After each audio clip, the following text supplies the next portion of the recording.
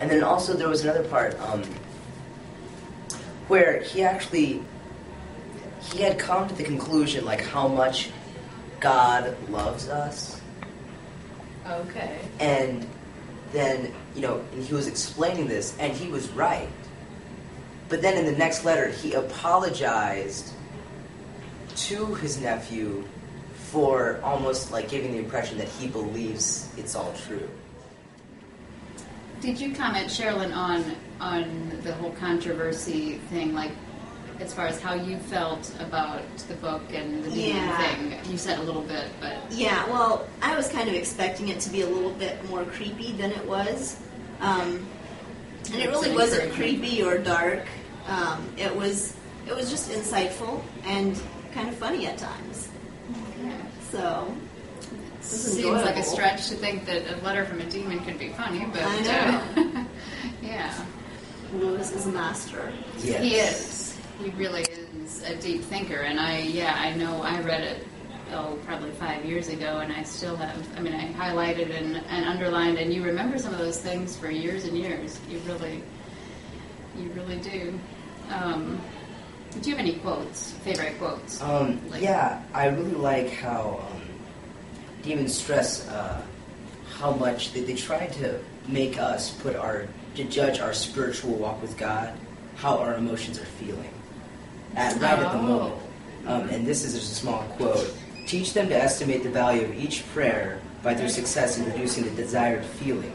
Never let them suspect how much success or failure of that kind depends on whether they are well or ill, fresh or tired at the moment. So they try to make us not think about just the state of our bodies, our physical bodies. When really that could be why we're feeling bad, for instance, or even good, right?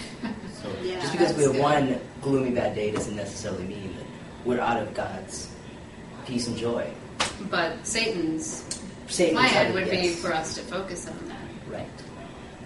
Very good. He gets so frustrated with his nephew. Yeah, doesn't he just stop right in the middle of his letter? Yeah, are you talking about the part where he actually changes shape? Yes, he changes to his secretary. Yeah, somebody else took over writing for him. Yes. That was so funny. Well, he broke off in the middle of the letter, and as he starts to call his nephew names, he breaks off, and the letter is resumed in a different hand, and it says that it is his secretary writing for him now because he Screwtape inadvertently allowed himself to assume the form of a large centipede.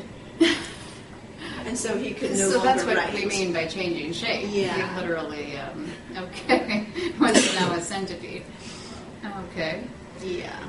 And that captures a really good point, too, though, that the devils don't even totally have control of themselves or something, right. That they're not all-powerful or even peaceful, Mm-hmm. It doesn't sound...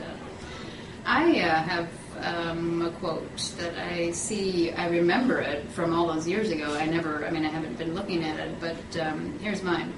Our cause, from the perspective of the devils, of course, our cause is never more in danger than when a human, no longer in desiring, but still intending to do our enemy's will, looks round upon a universe from which every trace of him seems to have vanished and asks why he has been forsaken and still obeys.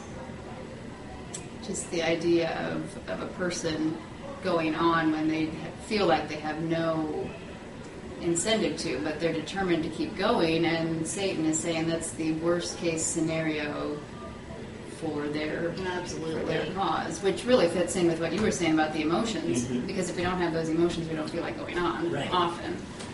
So, yeah.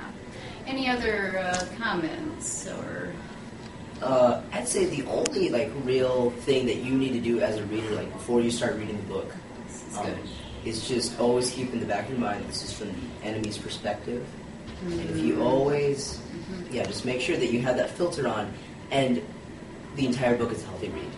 I mean, it's just easy from there. And even to remember that when they use the word the enemy, they're talking about God. Right. Yes. Just that quote I just read, it almost caught me because it said the enemy, and